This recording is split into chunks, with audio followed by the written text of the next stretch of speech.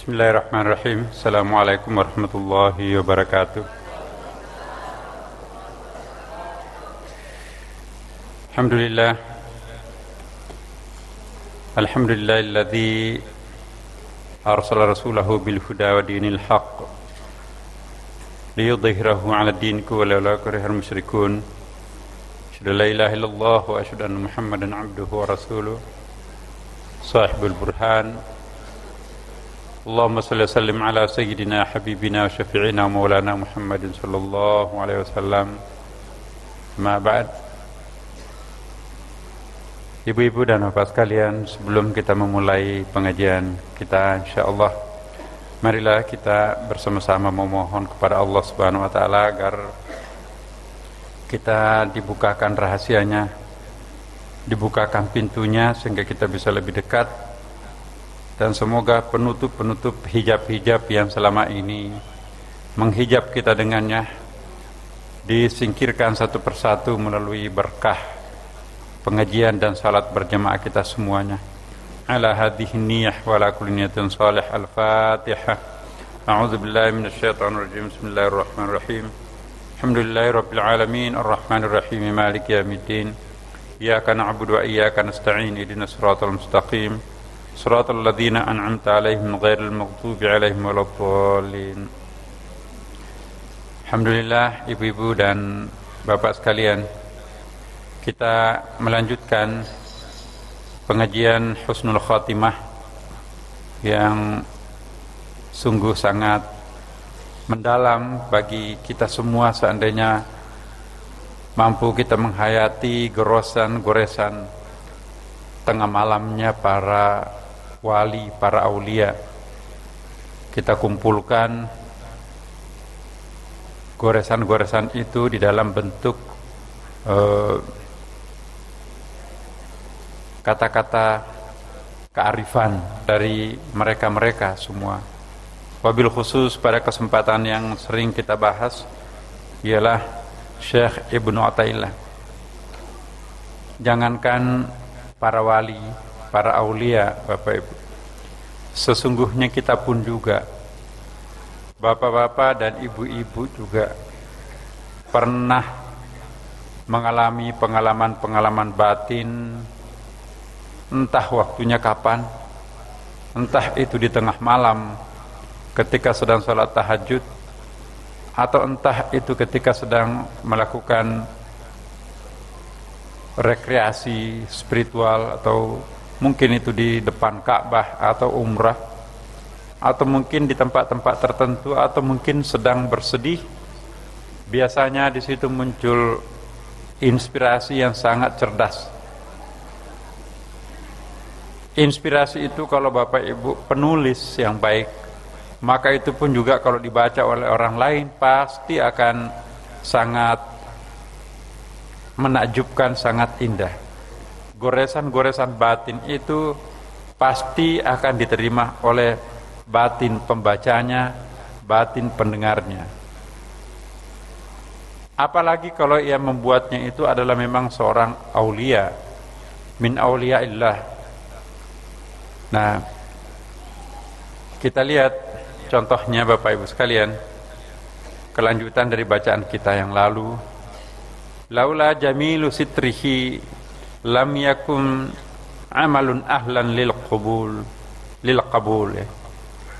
Laula jamil, kalaulah bukan karena keindahan sitrih, itu satara artinya penutup ya, menutup.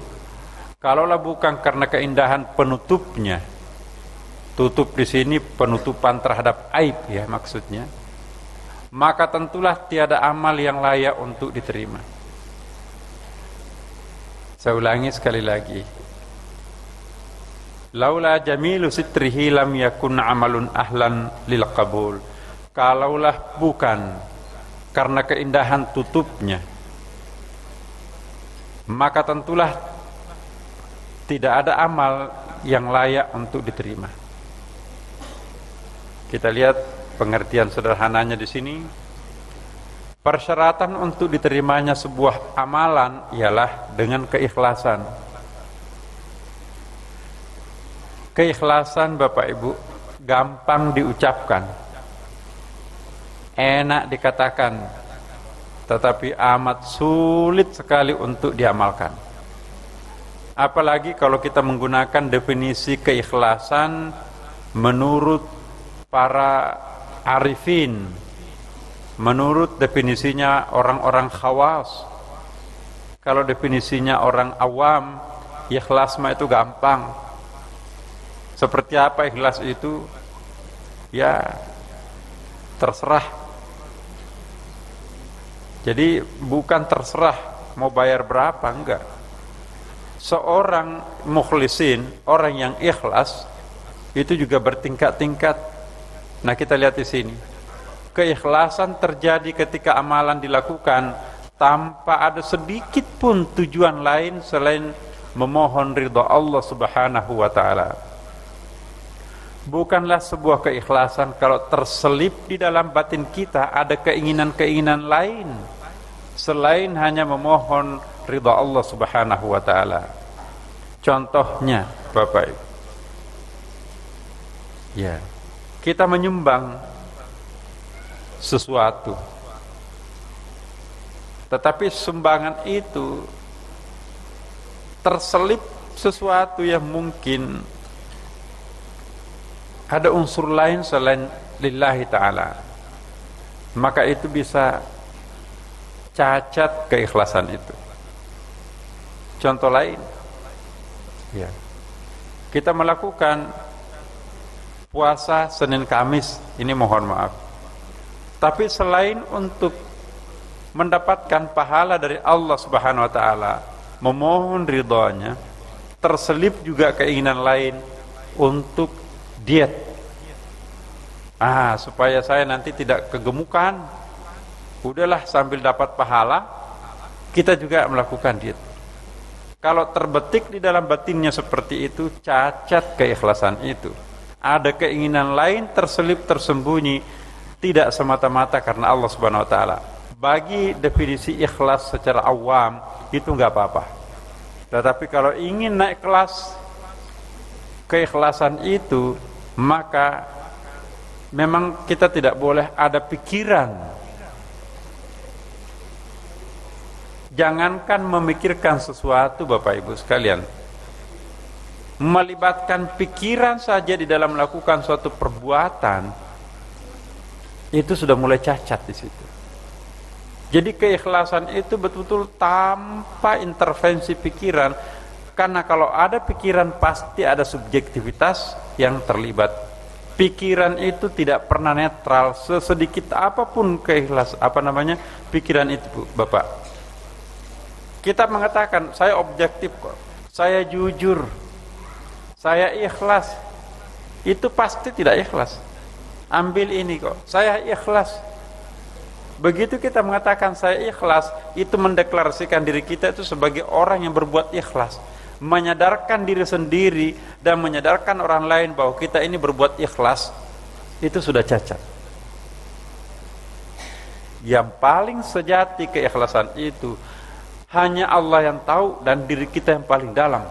Menyumbang tangan kanan tapi tidak ketahuan tangan kiri, itu lebih hebat daripada apa Ibu? Hadisnya sangat terkenal, seringkali mungkin sudah hafal kita semua.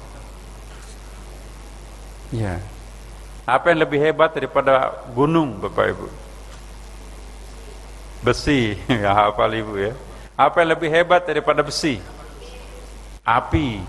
Apa yang lebih hebat daripada api? Air. Yang lebih hebat daripada air apa? Angin atau udara. Yang lebih hebat dari itu keikhlasan. Orang yang menyumbang tangan kanannya tidak ketahuan tangan kirinya. Itu hadis Nabi. Jadi keikhlasan itu lebih hebat, lebih besar daripada gunung, lebih kuat daripada besi, ya kan? Lebih kuat daripada api, lebih kuat daripada air, lebih kuat daripada udara dan seterusnya. Jadi keikhlasan itulah yang dimaksud di sini. Jadi kalau keikhlasan yang diperkenalkan kepada orang lain itu sudah bukan ikhlas lagi. Itu ikhlas populer bahasa Indonesia. Tapi ikhlas dalam pengertian Al-Quran, begitu ada niat sedikit pun terselip dalam hati kita, apalagi kalau terungkapkan, maka itu cacat keikhlasan itu. Maka itu keikhlasan itu bertingkat-tingkat. Ingat lagi Bapak Ibu, kalau ikhlas yang disadari dan disadarkan kepada orang lain, ya, maka itu orangnya disebut dengan apa? Mukhlis. Tapi kalau nggak ada yang tahu selain dirinya dengan Allah sendiri, maka itu disebut dengan mukhlas. Jadi kalau mukhlis masih 20 karat, kalau mau 24 karat itu adalah mukhlas. Kalau orang sudah sampai ke makam tingkatan mukhlas, maka orang itu sudah berada pada posisi puncak. Dan orang seperti itu bebas iblis. Ini kata Quran. Bersumpah iblis itu, pasti aku akan goda, pasti akan aku jungkir balikkan. Siapa yang tidak bisa digoda oleh iblis, pengecualiannya hanya satu, illa min ibadikal mukhlasin, kecuali hambamu yang mukhlas. Tapi kalau hamba yang hanya mukhlis, ya belum ada apa-apanya itu bagi iblis. Yang bebas iblis itu orang yang sudah mukhlas. Ya. Siapa orang mukhlas itu? Dia sedih kalau ia dipuji. Ya. Dia merasa gagal kalau ketahuan ada kebajikannya dikenal oleh orang lain. Itu mukhlas. Tapi kalau masih sebaliknya, kita berbuat baik kok tapi nggak dihargai, menggerutu kan? Kita berbuat baik, terima kasih pun juga enggak. Tapi kalau dia dipuji dan alhamdulillah, terima kasih, ya terima kasih, bagus, oh iya insyaallah lain kali kita bantu lagi dan seterusnya. Itu mukhlis, belum mukhlas. Orang yang mukhlas itu sedih kalau orang lain tahu kebajikannya. Tapi kalau masih sebaliknya, sedih kalau tidak berterima kasih orang yang dibantu. Nah, maka itu tanpa nama, enak itu. Bunyi di sini. Banyak begini kok tanpa nama. Biasanya tanpa nama itu yang kecil-kecil tuh, recehan. Ini banyak seperti ini tanpa nama. Orang yang menyembunyikan amal besarnya, maka Allah pun juga akan menyembunyikan dosa besarnya. Nanti di sini kita akan ketemu di situ. Orang yang berani untuk menutupi perbuatan amal kebajikan yang besarnya, maka Allah pun juga akan membalas imbalannya, menutup seluruh dosa-dosa besar yang pernah dilakukan. Di tip X, kalau film itu disensor, nggak ditayangkan lagi di padang mahsyar. Ada ayatnya kan, wa yamhullah ma yasha. Dan Allah mentip X, Allah mensensor seluruh kejahatan dosa besar yang dilakukan. Enggak ada yang bisa protes. Apa ada orang yang mau demo Tuhan? Enggak bakalan. Menggerakkan diri untuk demo itu kan Tuhan. Jadi kelemahan kita sebagai manusia, sulit mengontrol diri dari unsur-unsur riya atau popularitas. Karena itu kita ikhlaskan diri kita kepada Allah, apapun adanya diri kita. Ini resepnya, Bu.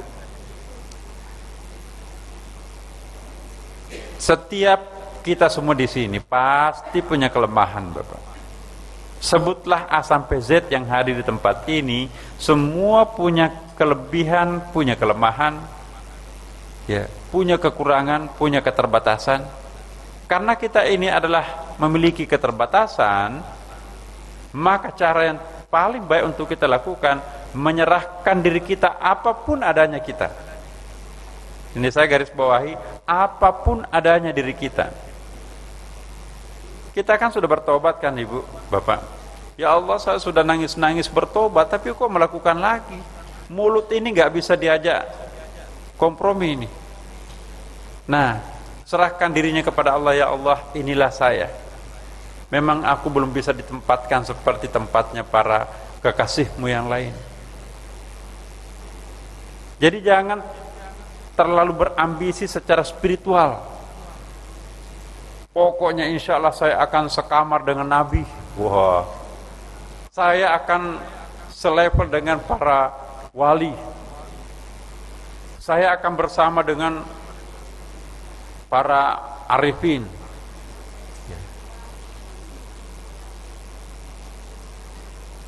Menurut hemat saya Bapak Ibu, doa boleh seperti itu, tetapi mengasumsikan diri kita akan seperti itu, berarti itu ada sedikit unsur keambisian spiritual di dalam batin. Yang lebih baik, ini menurut saya, mungkin saya salah, udahlah, terserah engkau ya Allah, mau menempatkan hambamu di mana, hambamu pasrah. Aku tahu diri kok ya Allah. Memang aku tidak sepantasnya gabung dengan mereka. Mereka-mereka itu yang sudah memelihara mulutnya, sudah memelihara bahasa tubuhnya, sudah memelihara segala-galanya. Saya hanya penuh keinginan-keinginan, tapi belum mampu untuk seperti mereka. Saya tidak ingin berpikir lebih jauh. Biarkanlah saya barisan paling belakang, atau dimanapun engkau menempatkan aku. Tapi saya satu permohonan kepadamu ya Allah, jangan melarang aku untuk menyembah dirimu, jangan melarang hambamu untuk memanggil namamu. Itu saja permohonan kami ya Allah. Mau menempatkan aku di neraka, hambamu siap. Tapi sekalipun di neraka, izinkan aku memanggil namamu. Akan aku perdengarkan seluruh penghuni neraka bahwa di dalam ganasnya api neraka pun tidak ada nama yang aku panggil selain namamu. Apakah Allah akan menyiksa hamba yang seperti itu?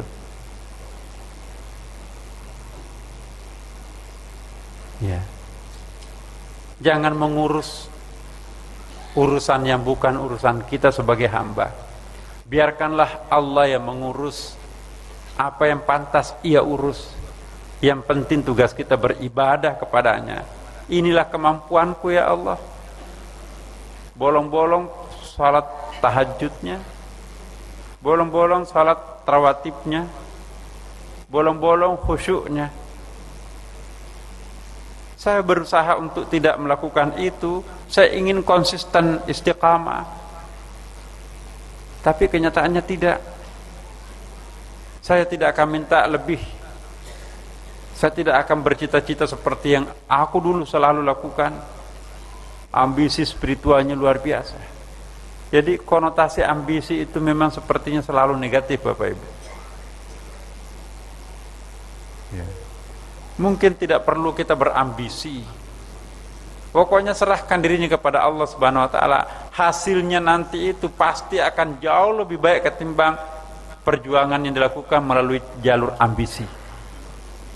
Tidak pernah mencapai puncak orang yang melulu dengan pendekatan ambisi. Kalaupun dapat kursi panas, nggak ada berkah yang namanya ambisi itu.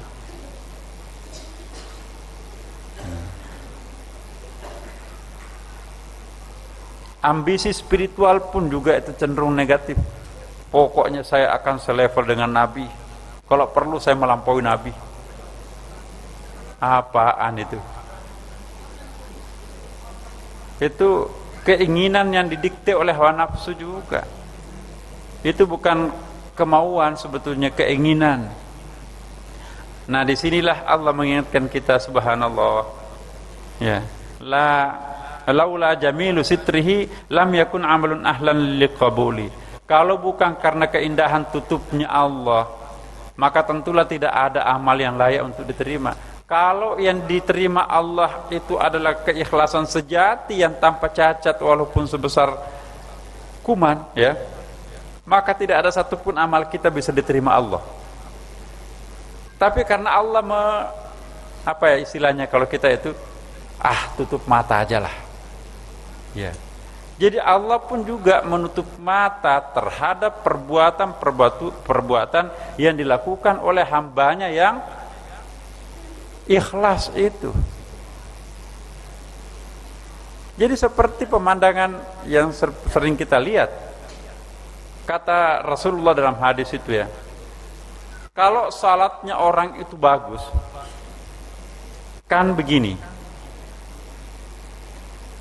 Siratal Mustaqim itu nanti, atau proses menuju surga daripada mahsyar itu ada jembatan ya Bapak Ibu. Saya nggak tahu jembatannya kayak apa, tapi yang jelas mendaki, mendatar, menurun. Itu dalam riwayat tuh.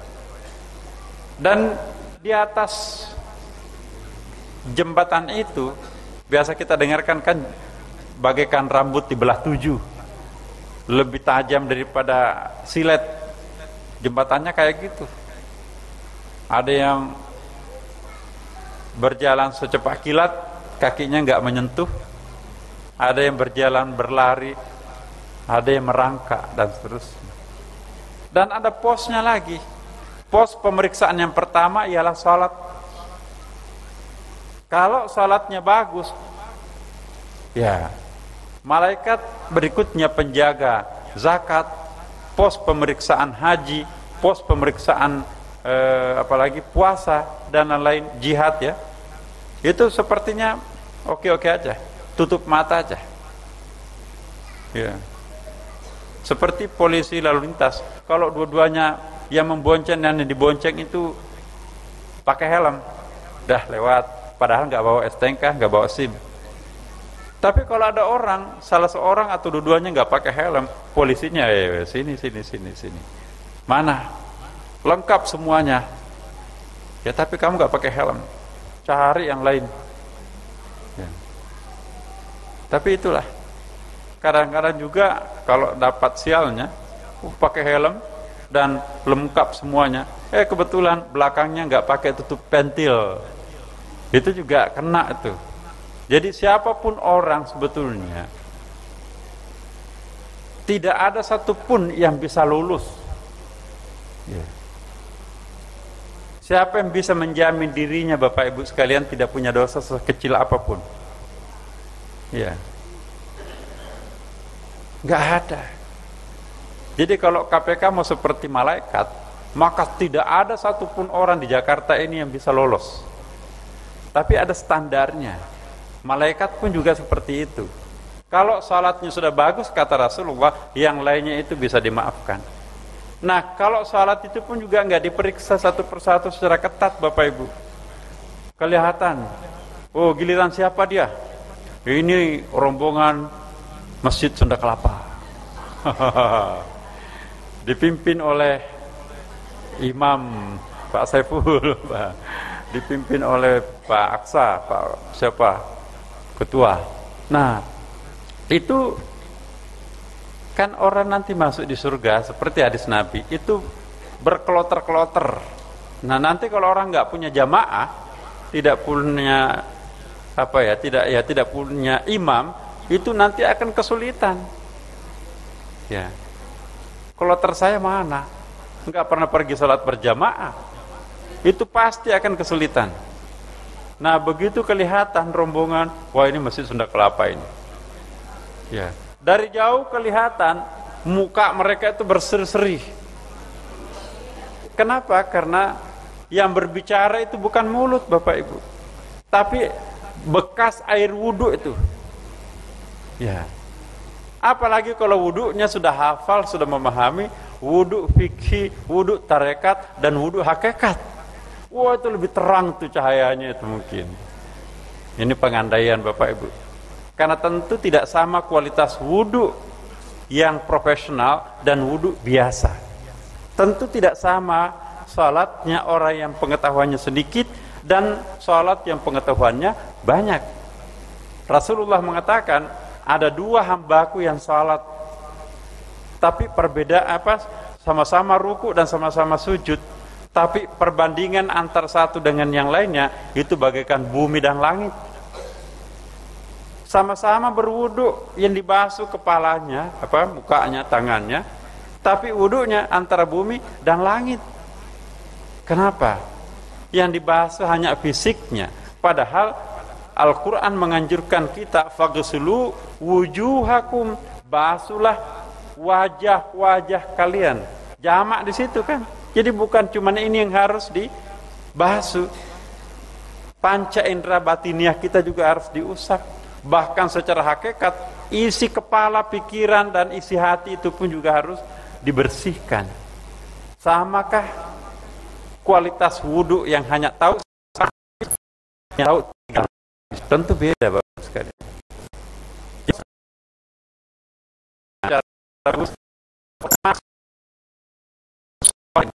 Ahli salat, malaikat penjaga pos yang ada di sana itu pos puasa, pos zakat, pos haji, lewat. Malaikatnya sambil cerita gitu. Ilustrasinya hadis itu seperti itu. Itu hadis Nabi. Kalau salatnya bagus, maka pemeriksaan amal-amal yang lain lewat. Maka itu as-salatu imaduddin. Salat itu adalah tiangnya agama. Sebagus apapun akhlaknya seseorang, Bapak Ibu, pemurah, tukang senyum dan seterusnya, tapi kalau salatnya enggak,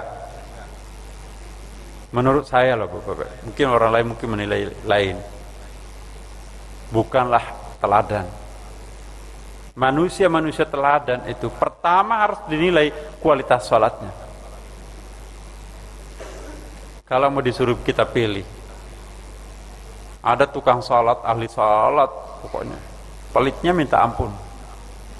Tapi ada yang nggak pernah salat, murahnya luar biasa. Mau pilih yang mana Bapak Ibu?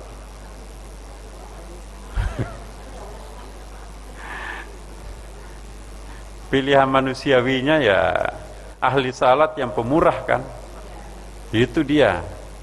Tapi kalau seandainya orang mau disuruh pilih, menerima pemberian yang tidak pernah salat, jangan-jangan yang diberikan itu nanti adalah barang haram. Karena tidak ada yang memproteksi mereka itu untuk melakukan ini, baik ini buruk ya kan. Inna salata tanha 'anil fahsya'i wal munkar. Sesungguhnya salat itu memproteksi orang untuk melakukan kebaikan dan keburukan dan kejahatan ya kan. Kalau nggak ada salat berarti nggak ada penapis ya, nggak ada pendeteksi. Halal haram sama aja. Nah, akhirnya kita juga dikasih. Kalau kita ngambil, mikir-mikir Bu, Bapak. Ya. Saya ingin mengatakan kepada diri saya dan ibu bapak sekalian, mulai hari ini, sekarang ini, apalagi kalau usia kita sudah lanjut, udahlah lewatilah yang abu-abu itu. Apa yang dimaksud abu-abu? Antar halal dan haram. Contohnya, di dalam tradisi kita di kampung Bapak Ibu, yang namanya mangga itu, dalam pagarnya orang pun kalau mangga itu jatuh kan, itu milik bersama. Iya kan Bapak Ibu? Tapi itu dulu, ketika mangga pada waktu itu nggak ada harganya kan. Nah sekarang semuanya sudah punya harga karena bisa di jus, bisa di segala macam tuh. Apakah masih berlaku hukum seperti itu? Ragu kita kan? Nah, mungkin dia tidak marah, tapi kalau dia tahu kita suka mengut mangga dalam pagarnya orang, hatinya dongkol. Kalau dulu waktu kita masih kecil, ibu bapak di kampung, ya syukur itu, untung kamu daripada dimakan binatang, Anda lebih baik makan. Tapi kalau sekarang manusia itu nggak tahu kualitasnya, makin pelit kayak apa, lebih baik dimakan burung ketimbang dimakan tetangganya sendiri. Ini apa yang terjadi pada diri umat manusia sekarang? Ya. Nah, tinggalkanlah yang syubhat Bapak Ibu. Sudah mau dimakan, ini tadi manggain dari mana? Dari pungut di sebelah. Ada pagarnya nggak? Ada. Sudah, nggak usah dimakan. Walaupun sudah ngiler tadi mau makan. Ini dari mana? Asalnya dari mana? beranilah kita mempertanyakan ini dari mana. Jadi halal dan haram itu bukan hanya zatnya seperti babi. Sekalipun kambing, sate kambing ya. Tapi kalau sate kambingnya itu kambing curian. Ditabrak mobil di depan, belum sempat disembelih, mati tapi ada yang potong, sate, bakar, bawa, itu bangkai yang dimakan. Nah, atau pohon beringin depan masjid di sini. Ada sate kambing di situ sebagai sesajen. Satu baskom sate kambing persembahan. Anak saya kalau lulus ujian saya akan berikan sesajen di pohon beringin di belakang ini. Oh, daripada dimakan binatang, bawa aja buka puasa di belakang tuh. Itu juga haram Bapak Ibu.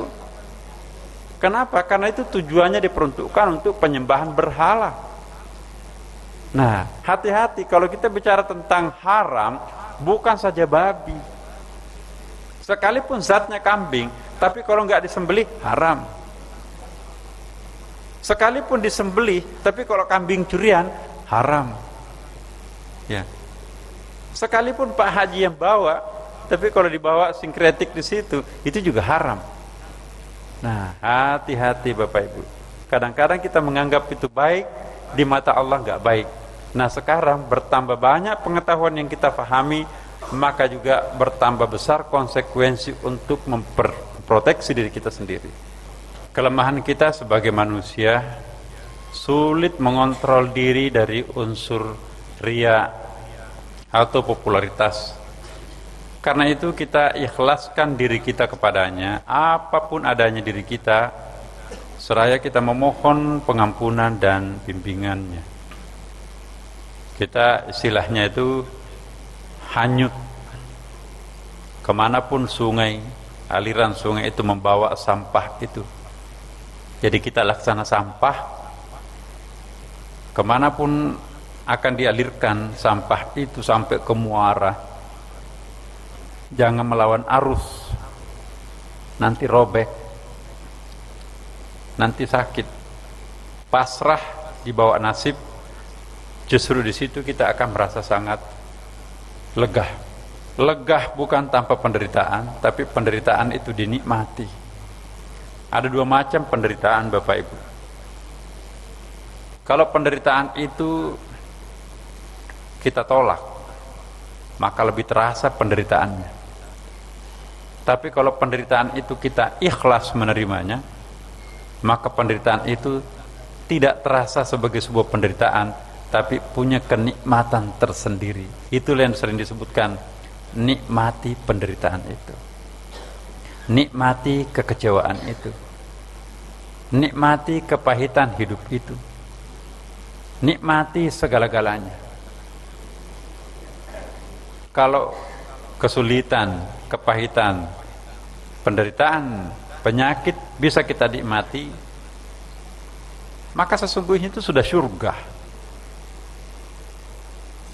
Neraka itu ketika kita berada pada posisi yang sedang tidak nikmat. Ada orang bermandikan uang, kemewahan, tapi masih tetap menderita tuh. Tidak ada kerelaan, tidak ada keridhaan Tuhan, tidak ada berkah.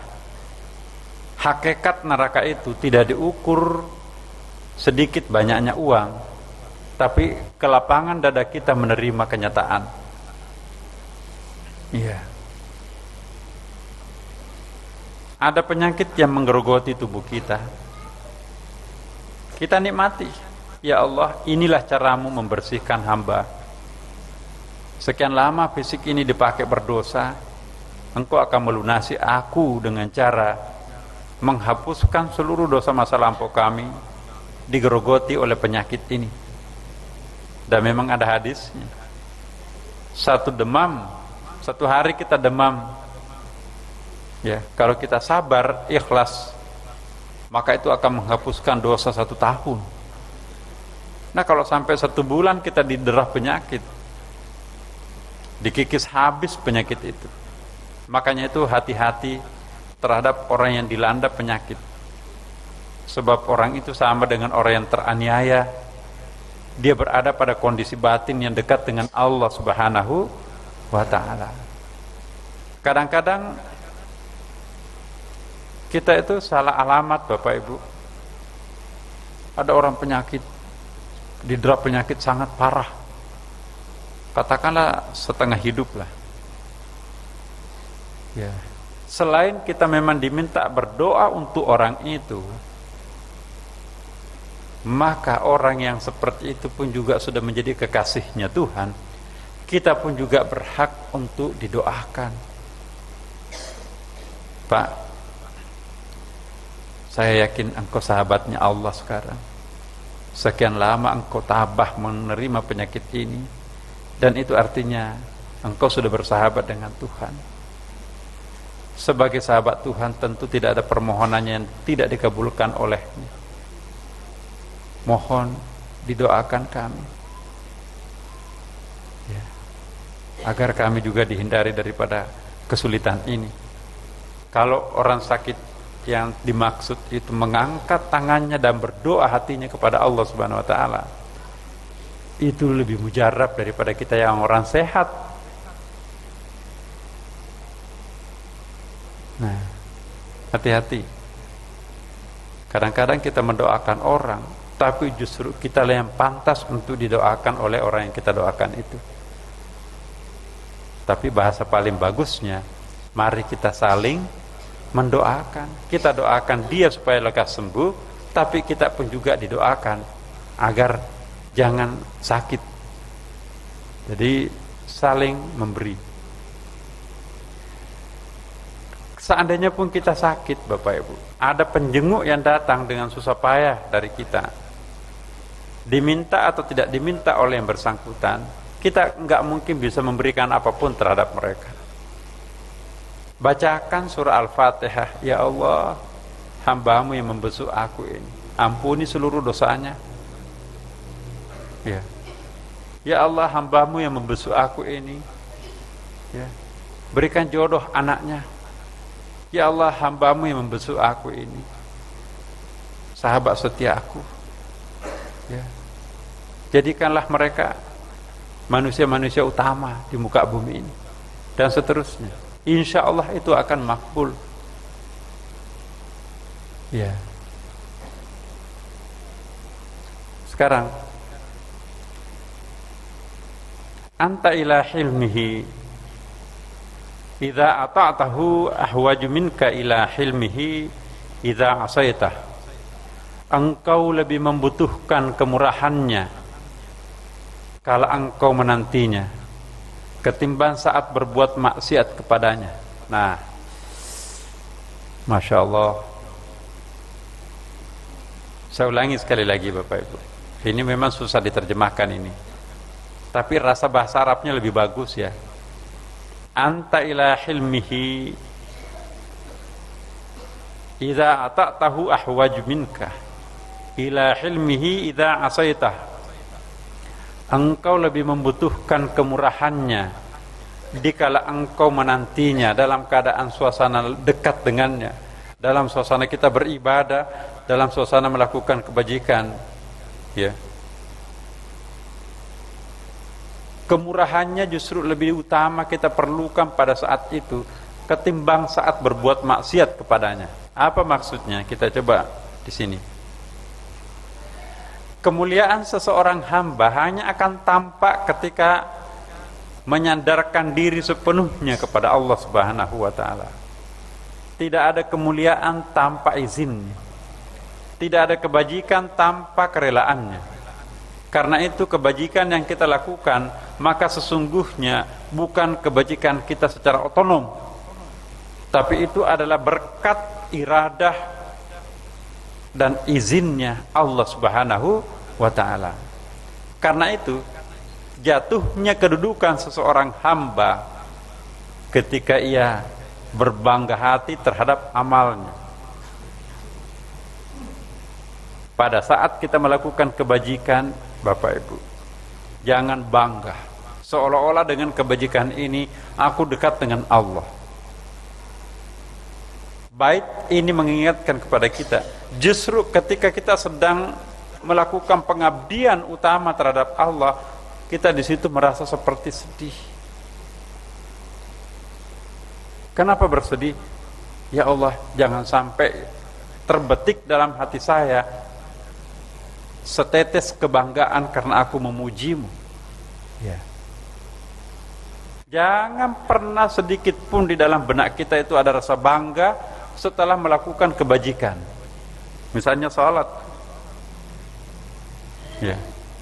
Salat itu bukan menyogok Tuhan untuk masuk surga.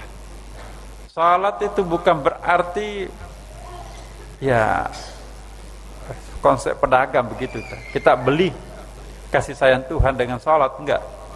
Salat atau kebajikan apapun yang kita lakukan lillahi ta'ala, titik. Hamba yang sejati lebih membutuhkan ampunan dari Allah Subhanahu wa taala pada saat ia beramal ketimbang saat melakukan dosa dan maksiat. Dosa dan maksiat itu pernah kita bahas ya. Dosa dan maksiat dilakukan oleh anggota badan itu disebut dengan hijab hitam. Tapi kebanggaan terhadap ibadah kita itu hijab putih. Lebih banyak orang jatuh karena hijab putih ketimbang hijab hitam. Kenapa? Karena hijab hitam gampang dideteksi.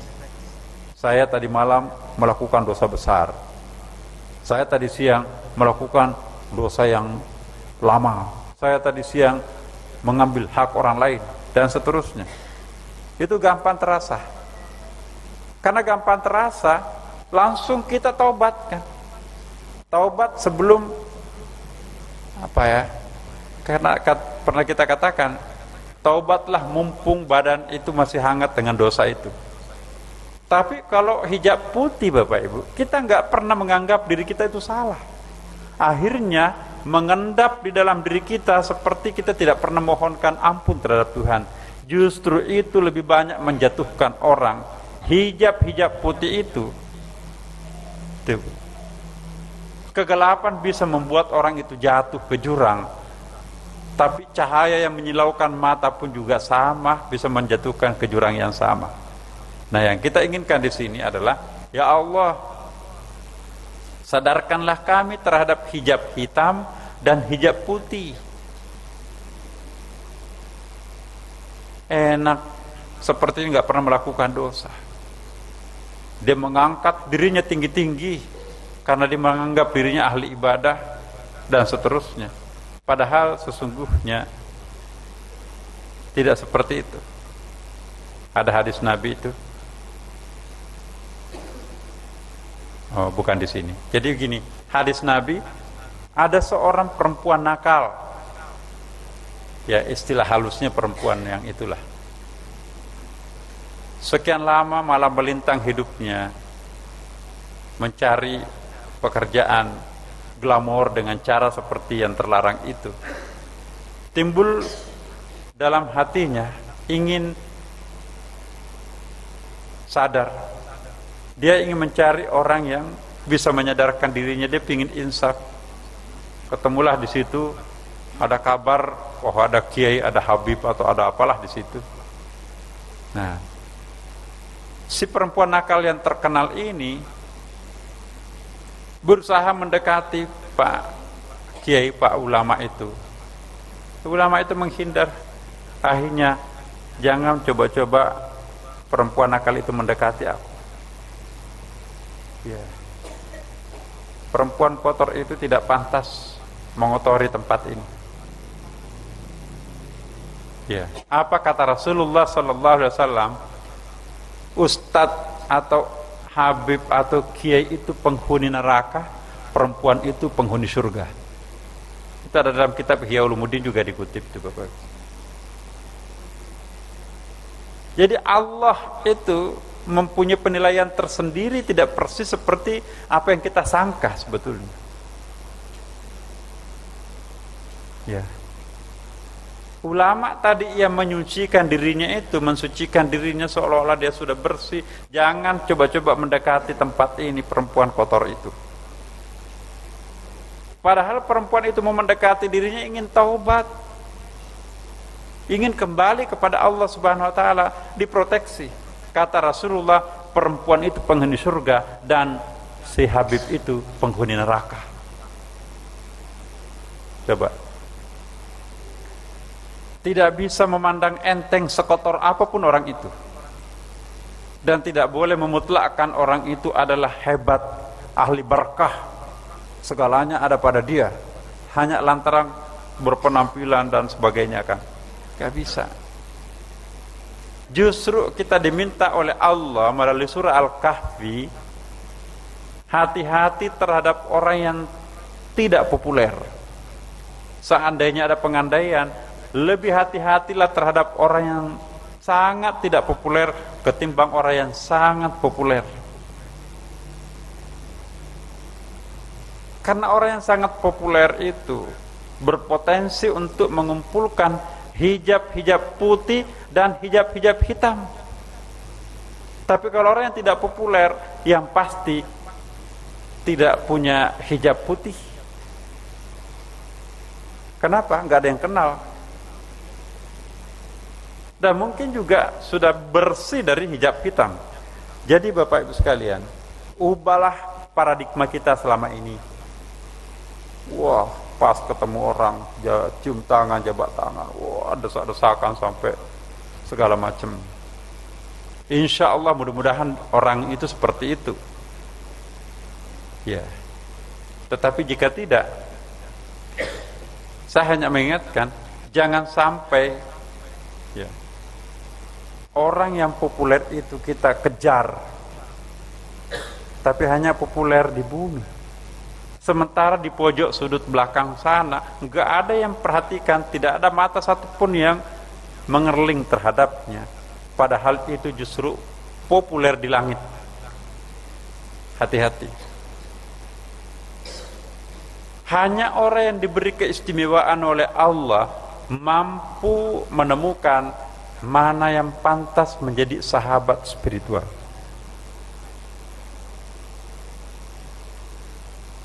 Siapa yang pantas untuk menjadi sahabat spiritual Bapak Ibu? Ada dalam hatinya Ibu Bapak sekalian.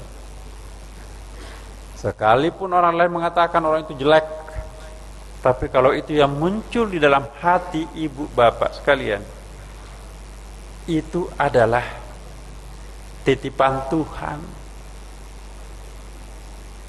Itu adalah malaikatnya Bapak dan Ibu yang tampil melalui wajah seseorang. Dekati dan minta, sebab dialah yang sesungguhnya yang engkau cari. Kira-kira seperti itu. Itu dalam kitab tasawuf disebut dengan, ada satu bab namanya as-suhbah, ya, sahabat spiritual. Siapa yang muncul pada saat kita ada sedang kesulitan? Di dalam salat tidak mungkin bayangannya Allah nggak pernah kita lihat, tidak mungkin bayangannya Rasulullah juga nggak pernah kita lihat. Tapi tiba-tiba ada wajah yang muncul, cari orang itu, sebab melalui itu kita akan berjumpa dengan sang hakikat yang dicari itu. Nah, ini bahasa tasawufnya seperti itu, as-suhbah. Jadi jangan, atau saya ingin mengatakan begini, popularitas sahabat Tuhan ya, tidak diukur oleh banyaknya orang yang respect terhadap itu di bumi. Boleh jadi orang yang sangat tidak terkenal, tapi justru itu sangat terkenal di atas. Itu yang dimaksud dalam definisi as-suhbah.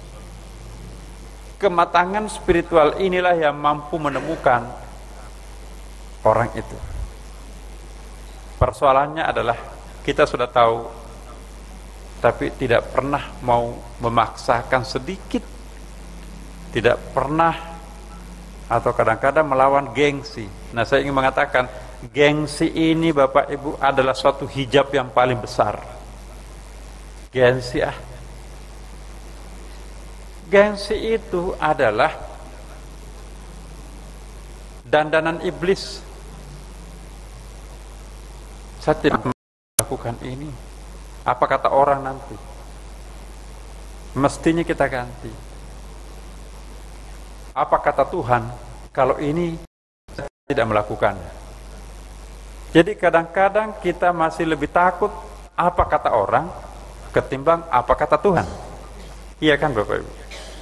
Kalau apa kata Tuhan bisa ditawar, tapi apa kata orang sulit ditawar. Nah, orang yang masih tunduk kepada apa kata orang ketimbang apa kata Tuhan, maka kita masih punya hijab yang tebal. Mudah-mudahan Allah tidak menjemput nyawa kita sepanjang kita masih berprinsip seperti itu. Sebab itulah hakikat syirik, Bapak Ibu sekalian. Dia lebih segan kepada makhluknya Allah ketimbang sang Khalik itu sendiri.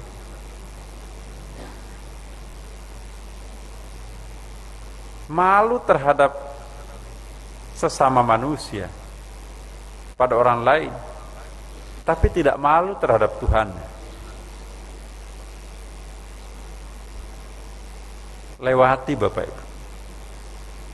Ini sekali lagi gampang diucapkan tapi susah diamalkan. Banyak contoh. Begitu sholat bajunya nggak dikancing, tapi begitu mau ke pesta pakai jas. Iya kan Bu? Begitu ke pengantin 2 jam di salon. Begitu mau sholat mau kenanya sudah seminggu nggak pernah dicuci, membungkus daster dari dapur. Allahu Akbar. Malu kita pada Allah Subhanahu wa taala, Bapak. Ya, insyaallah bukan jamaah Masjid Sunda Kelapa. Amin. Terakhir Bapak Ibu, ini as-satru ala qismaini, ini ada 2 macam nih. Satran alil ma'siyah wa satran fiha. Fal amatu yatlubuna minallahi ta'ala as-satra fiha khasyah suquti martabatihim indal khalqi wal khassah yatlubuna minallahi satra anha khasyata suqutihim min nadaril malik al-haq. Tutup Allah maksudnya cara Allah menutupi aib-aib kita. Tutup Allah itu ada 2 macam. Tutup dari maksiat dan tutup dalam maksiat. Iya, bahasa Arabnya enak itu. Jadi satron alil maksiyah wa satron fil maksiyah. Ya. Sataraan dan satara fih. Itu. Jadi tutup dari maksiat dan tutup dalam maksiat. Apa bedanya? Ya. Orang awam meminta kepada Allah agar ditutupi dalam berbuat maksiat. Jangan sampai ditayangkan maksiatnya di depan orang. Itu permintaan orang awam. Karena khawatir jatuh kedudukannya dalam pandangan manusia. Iya kan? Itu yang disebut dengan sataraan. Sedangkan as-satarafi, ya. Jadi nah ini orang khawas, di atasnya awam, adiknya wali, ya. Orang khawas memohon kepada Allah agar ditutupi dari berbuat maksiat karena khawatir jatuh kedudukannya dalam pandangan sang penguasa, Allah Subhanahu wa taala maksudnya. Orang awam minta agar ditutupi aibnya, tidak tercemar oleh orang lain. Apa kata media? Tapi kalau orang khawas, dia minta supaya aibnya itu dimaafkan oleh Allah, karena kan pasti Allah tahu ya kan.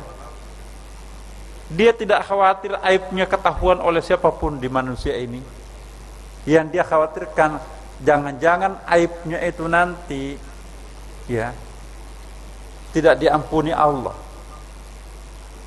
Pasti akan ketahuan, tetapi persoalannya mau enggak Tuhan mau mengampuni itu atau tidak. Jadi ini bedanya. Kita minta pada kita semua, mulailah kita beranak tangga. Kita tidak melakukan dosa maksiat itu bukan karena takut ketahuan orang. Kita meninggalkan dosa dan maksiat itu karena takut oleh Allah Subhanahu wa ta'ala. Ini maksudnya, subhanallah. Nah ini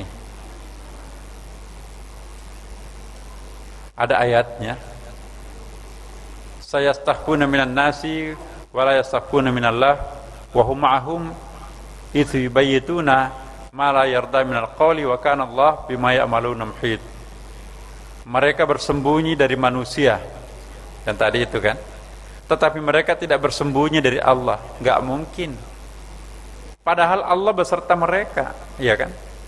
Ketika suatu malam mereka itu menetapkan keputusan rahasia yang Allah tidak ridai, dan adalah Allah Maha meliputi, muhit, ya'malun, dari mereka apa yang dikerjakan. Seolah-olah Allah tidak tahu, padahal Dia Maha tahu daripada dirinya sendiri. Di sini diungkapkan mereka bersembunyi dari manusia, tapi tidak bersembunyi terhadap Tuhan. Mereka malu terhadap manusia, tidak malu terhadap Tuhan. Padahal kalau pandangan mata batin, lebih malu mana kita melakukan perbuatan terhadap manusia atau terhadap Tuhan? Tentu malunya kita kepada Allah. Ingat Bapak Ibu sekalian, saya ingin mengingatkan apa yang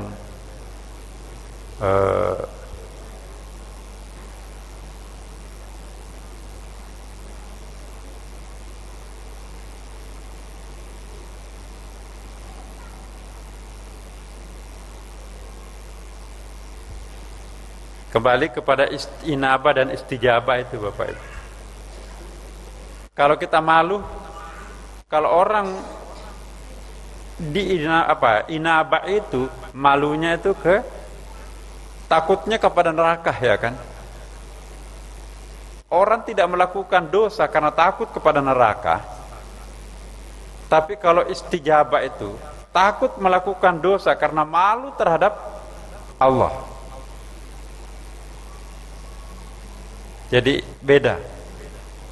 Orang yang malu melakukan kejahatan, dia akan merasa terpanggang oleh rasa malunya sendiri kepada Allah, lebih panas ketimbang dipanggang oleh api neraka.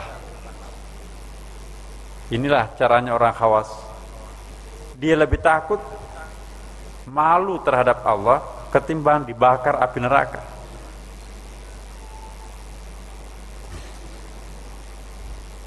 Taubat istijabah merupakan bentuk taubat seorang hamba yang malu terhadap kemuliaannya.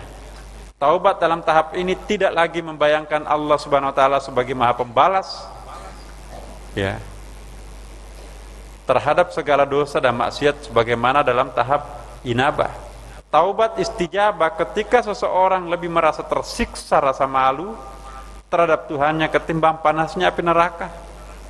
Yang membuat seorang tersiksa ialah betapa pedihnya jika ia terbebani rasa malu yang amat dalam terhadap Allah Subhanahu wa ta'ala. Jadi kalau malu melakukan kejahatan, itu lebih utama ketimbang takut melakukan kejahatan. Takut melakukan kejahatan karena takut api neraka. Tidak mau melakukan kejahatan lantaran malu terhadap Allah. Rasa malu terhadap Tuhan itu lebih membakar ketimbang api neraka itu sendiri. Nah, kalau orang sudah sampai seperti ini, maka kita akan seperti juga yang dikatakan terakhir tadi, bahwa orang itu sesungguhnya sudah lebih malu terhadap Allah ketimbang sesama manusia. Semoga Allah mengangkat martabat kita Bapak Ibu sekalian, dari tadinya awam menjadi khawas. Kriteria yang digunakan untuk mengukur hidup kita adalah kriteria khawas. Semoga Allah mengabulkan permohonan kita semuanya. Al-Fatihah. A'udzubillahi minasyaitonirrajim. Bismillahirrahmanirrahim. Alhamdulillahirabbil alamin arrahmanirrahim maliki yaumiddin iyyaka na'budu wa iyyaka nasta'in. Ihdinas siratal mustaqim siratal ladzina an'amta 'alaihim ghairil maghdubi 'alaihim waladdallin. Assalamualaikum warahmatullahi wabarakatuh.